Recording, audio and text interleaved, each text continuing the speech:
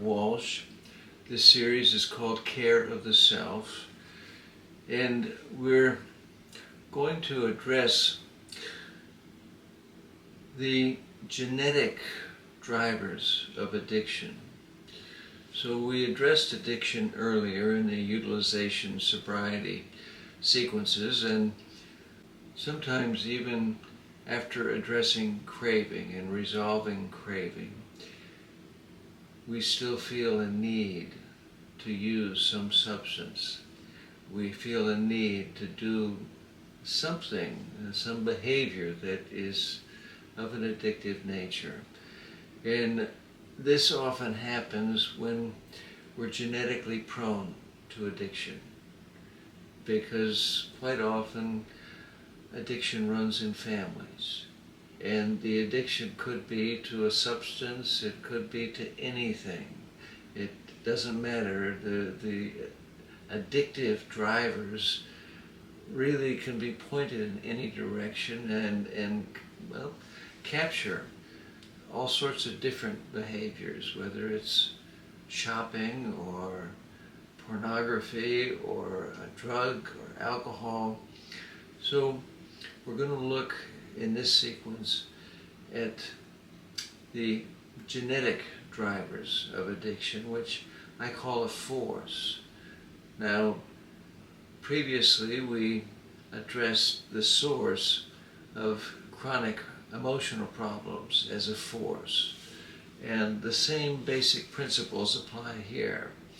So first of all, you'll need to develop a signaling system with your unconscious, which we described previously, developing finger signals, so that one finger lifts up as a yes response from the unconscious, a different finger lifts up as a no response from the unconscious. Once you have those finger signals developed, then you can follow through with this sequence. So what you can do is ask the unconscious, is there a force deep within responsible for causing me to have these repetitive behaviors, causing me to use this substance in repetitive ways even when I don't want to? Is there a force that really is responsible for those repetitive behaviors and causing me to take that repetitive action over and over again, even when it's not in my best interest? Is there such a force? Patiently await a response. If you get a yes, then you'll need to ask, are there any parts contributing to this, what I'll call addictive force? Are there any parts contributing to this addictive force? Patiently await a response.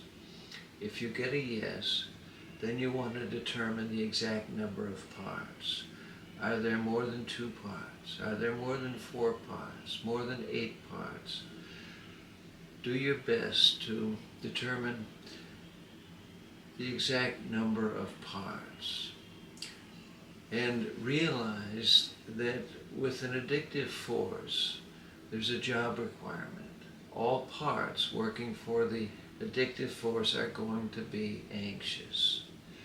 So once you determine the number of parts contributing to this addictive force, then ask the unconscious, will the anxiety that these parts carry now be resolved so they can be free of it?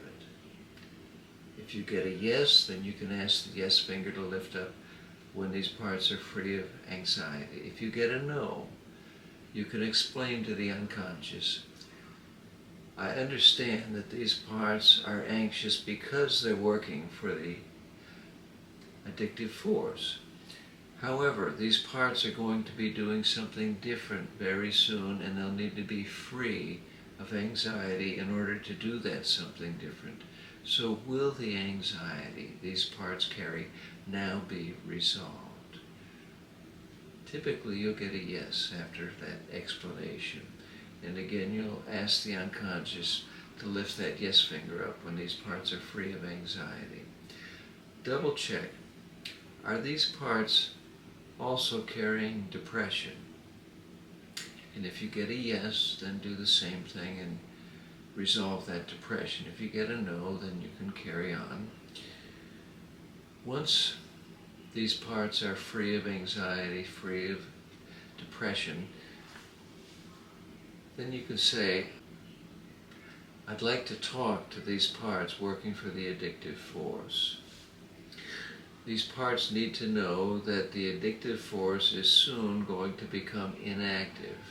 And when that happens, you won't have anything to do, you won't have any way to direct your energy or attention.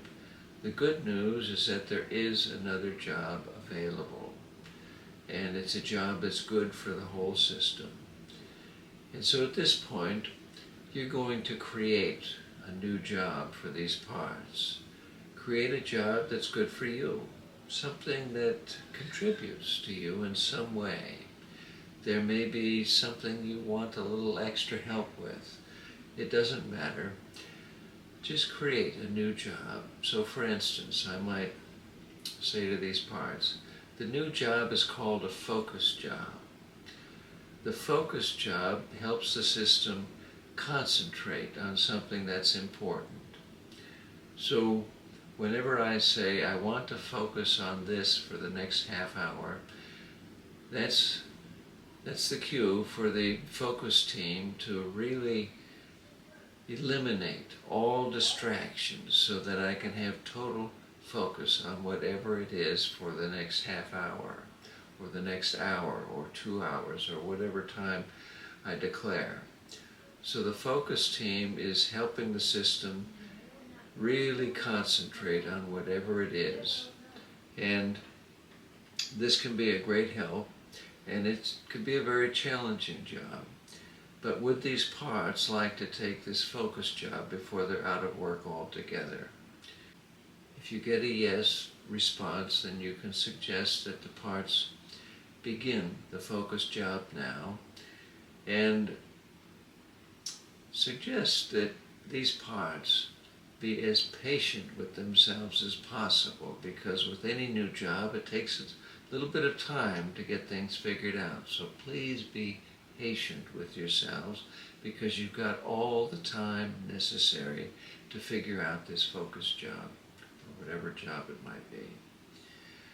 Okay, then you can wait a minute for these parts to move on to that focus job, and then say, when these parts have all moved on to that focus job, will the addictive force then be turned off completely? And if you get a yes response, then you can ask the yes finger to lift up when it is completely turned off. If you get a no, then you can ask, is there something important that needs to be clearly understood by way of turning off this addictive force? If you get a yes, you can ask, will that important information become very clear as the force is turned off? And if you get a no to that question, then you might say something like, I understand that it may take a little bit of time for those parts to gather up their things and move on to that focus job, and that's perfectly okay. But when there are no parts contributing to this addictive force, when all parts have left the addictive force, will the addictive force then be turned off? Likely you'll get a yes response to that. Typically the force can be turned off once all parts have gone on to something else. Okay, so this is the process for turning off that addictive force. And you'll want to check regularly on the addictive force to determine whether it's off or on. And the more you turn it off, most of the time, the longer stretches it will stay off. So check at least once a day on this force, If it's on, take a few minutes to turn it off. Now, if it's on, you're going to ask, are there parts contributing to the addictive force? If you get a yes, you can ask, are these parts the same parts that previously had a new job? Most of the time you'll get a yes response. And if you get that yes, then you can, first of all, resolve any anxiety or depression those parts have. And then say, are these parts the same parts that previously had a new job? You get a yes to that, then you can remind these parts. You parts need to know that that new job is really good for the whole system. And this addictive force is a really big problem for the whole system.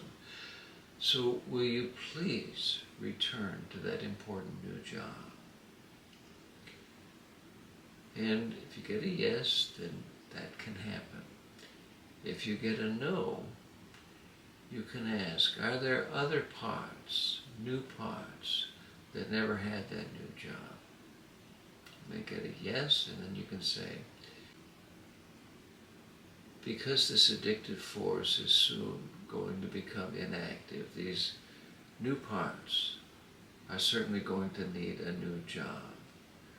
So will the parts that already had the new job bring those new parts with them as they return to that new job?